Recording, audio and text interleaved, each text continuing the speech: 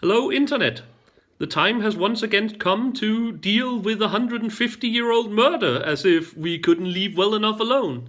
So today we will return to the Old Sages video series of the murder of Laura Foster and the hanging of Tom Dooley.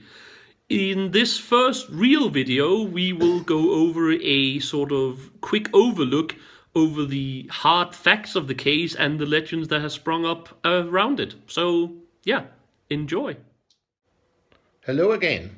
In this first video, I would like to introduce you to the very few hard facts we know about the case. But I will also tell you about the legends. The fact is that on the morning of Friday, May 25th, 1866, a young woman named Laura Foster, 22 or 23 years of age, left the home she shared with her father and younger siblings in the small settlement German Hill in Caldwell County in western North Carolina, never to be seen alive again. In the months following her disappearance, search parties were organized but had no luck in finding her. Around July 10th, her former lover, Thomas C. Dooley, known to the world as Tom Dooley, a resident in the Reedy Branch settlement near Elkville in Wilkes County, was arrested and incarcerated in Wilkes County Jail in Wilkesboro. On September 2nd or 3rd, Laura's body was finally discovered in a shallow grave on a low ridge in Wilkes County, not far from the home of Tom Dooley. Another of Tom Dooley's lovers, the married Ann Melton, was arrested as well. In October, they were put to trial for killing Laura Foster. Tom's defense lawyer, former Governor Zebulon Baird Waynes, got the case transferred to Iredell County as he didn't believe Tom and Ann would get a fair trial in Wilkes County, where almost everybody had heard about the case and had an opinion on who did it. Vance also succeeded in having the trial against him separated, and Tom's trial was to take place first. Tom was convicted of murder and sentenced to be hanged. The case was appealed to North Carolina Supreme Court, who found that there had been errors made during the trial and that Tom should have a new trial. This took place in January 1868. Once again, Tom was convicted and sentenced to be hanged, and once again the case was appealed. This time a new trial was rejected by the Supreme Court, and on May 1st, 1868, Tom was hanged in Statesville in Iredell County. Later that year, Ann Melton was acquitted of all charges and set free. She returned to her husband and lived with him until her death a few years later. So much for the facts at the moment. Let me turn to the legends. From these few facts, the local folklore in Wilkes County and elsewhere interpreted the events. Since it would be too much to retell all the different legends, I will just tell one version here. This is the most common of the legends as I heard it in 2002, before really digging into the matter, combined with a few interpolations from other versions. Tom Dooley was born and grew up in the small hamlet of Elkville in western Wilkes County, North Carolina in the mid-1800s. His father died when he was 9, and Tom grew up with his mother and his siblings, 2 older brothers and a younger sister. When he was in his early teens, he got involved with a neighbor girl, Ann Foster, who was about 1 year older than he, and the two of them soon began a sexual relationship. Then the Civil War broke out. Tom's 2 older brothers enlisted in the war on the Confederate side, and a year later Tom himself joined the army, although he had to lie himself older as he was only 16 at the time. Anne promised to be true to him while he was away and wait for him to return. Tom fought bravely in several battles until the war ended in 1865. Then he returned to his home. When he got home, he got some bad news. Both of his brothers had died in the war, and while he was away, Anne had forgotten her promise to be true and waiting for him, and had married a wealthy but much older man by the name of James Melton. Tom was devastated, but his devastation didn't last long, as he started seeing Anne's cousin Laura Foster. She lived in a small settlement, German Hill, in neighboring Caldwell County, about 5 miles from where Tom Dooley lived. Some versions of the legend makes Laura and Anne sisters instead of cousins. Some of the locals agreed that Tom only courted Laura to make Anne jealous, while others are convinced that he meant his courting seriously.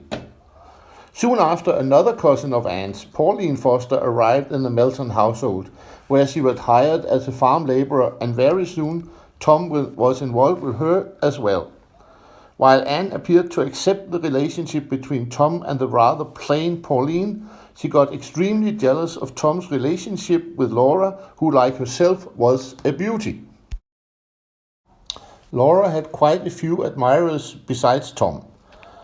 To the locals, she was known as a girl with round heels, meaning that she was an easy lay, to use a newer expression.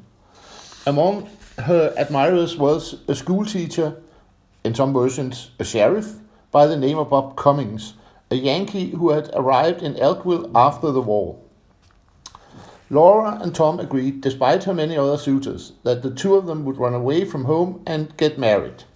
One night, Laura packed all the clothes she could carry along on a horseback and left her home on her father's horse, and she was never seen again alive. The family searched for her, but without success, and people in the neighborhood were convinced that she had eloped with Tom. Some days, in some versions up to 3 weeks, after her disappearance, the horse was found grazing in the meadow with a broken bridle. A renewed search was launched, especially at the initiative of Bob Cummings, and the search party found a place in the woods where her horse had apparently been tied to a tree, but there was no sign of Laura. Now a rumor began to circulate among the locals that Laura had been murdered and her body thrown into the Yadkin River that ran through the area. Shortly after, Anne Melton had a quarrel with her cousin and employee Pauline Foster. Witnesses heard Pauline say to Anne that she would tell what she knew about Laura's disappearance, and Anne had replied that she and Pauline were equally guilty. 2 months after her disappearance, during another search of the area, Colonel James Horton found Laura's body on a low ridge overgrown with ivy and laurel near Tom Dooley's home, when his horse snorted as it passed the grave. The grave was short and shallow, and her legs were broken to make the body fit into the grave. The local physician found that she had been stabbed in the chest. Some legends add that he found several stab wounds. Laura appeared to be enceinte, pregnant for those who didn't know the meaning of the old word. Some legends even know that she was 3 months pregnant. Laura's body was brought to a place near her home and buried on a small hill now known as Laura Foster Hill. The investigation of the murder began. Bob Cummings claimed that he had found a handkerchief belonging to Anne Melton in the grave, and therefore an arrest warrant against both Tom and Anne was issued. Everybody who knew Laura, however, was under suspicion, and many of those who had known her fled the state, including Tom Dooley and other young men. Tom Dooley went to Tennessee, where he was working under the name Tom Hall, and he worked for 4 days on a farm where he earned money for a pair of boots. Then he fled again. But shortly after, he was caught by a search team led by Bob Cummings and including James Melton and 2 deputy sheriffs. Tom was brought back to Elkville together with a Jack Keaton, who has been arrested along with him. Bob Cummings told the authorities that Tom Dooley had killed Laura Foster, and Jack Keaton and Anne Melton had helped him. Keaton, however, could provide an alibi and was released while Anne Melton was arrested. When Tom was arrested and charged with murder, he was incarcerated in Wilkes County Jail in a cell next to the one Anne Melton was occupying. When the trial was about to begin, Tom's cousin, Colonel James Dooley, persuaded Tom's regiment commander from the war, former North Carolina governor and at the time of the murder, lawyer in the city of Charlotte, Zebulon Vance, to defend Tom.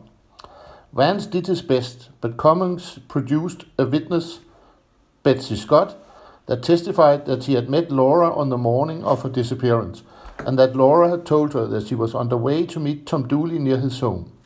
The two of them would run away together and get married. Pauline Foster testified that she knew that Tom had killed Laura and that Anne had helped to hide the body. The jury found Tom guilty and the judge sentenced him to be hanged, but he appealed and the Supreme Court found that errors had been made during proceedings, so a new trial had to take place. Once more Tom was found guilty, and once more he appealed, but this time with no luck.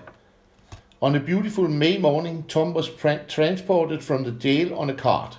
Along the way he sat on his own coffin while he played his banjo and sang the song that later became so well known and popular, a song he himself had written while in jail.